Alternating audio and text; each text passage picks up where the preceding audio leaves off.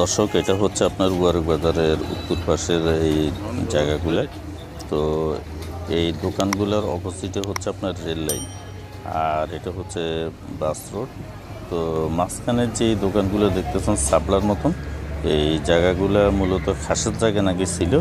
তো অনেক দিন ধরে এটা নিয়ে একটা মামলা মোকদ্দমা চলতেছে জায়গাটা নিয়ে গভর্নমেন্টের সাথে। এখন যদিও এটাতে অনেকে বসছে, কিন্তু সবাই এখন আপনার জায়গাগুলোর ওই যে বারান্দা ক্যাটাগরি যে সমস্ত সানসেটটাও আছে এগুলো খুলে ফেলাইতেছে।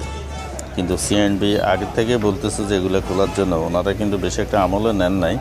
কিন্তু আজকে যখন ম্যাজিস্ট্রেট বা আপনার জেলা ডিসি মহোদয়, তারপরে আপনার জেলা সুপার, এরপরে সেনাবাহিনী উপস্থিত, ম্যাজিস্ট্রেট উপস্থিত, তারপরে আপনার র্যাপিড অ্যাকশন ব্যাটালিয়ন এরাও আছে দেখলাম।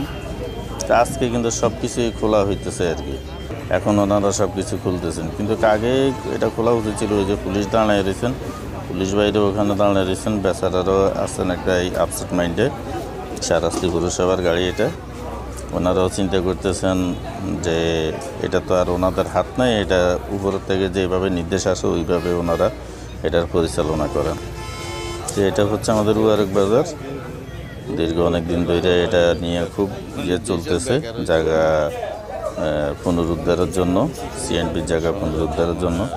তো আসলে অনেক মানুষের বেকার হয়ে গেছে আর কি। অনেক মানুষ আপনার কর্মহীন হবে, যারা আপনার এখন কাজকর্ম করে খাইতে তাদের মানে একটা হিমশিম হয়ে যাবে গা। অন্য কোনো সময় আবার কোনো গণতান্ত্রিক সরকার আসলে তখন যদি বুঝতে পারে আর কি। আপাতত তো এখন এগুলো আপনার এই উৎখাতের হিসাবে এখন থাকতেছে আর কি।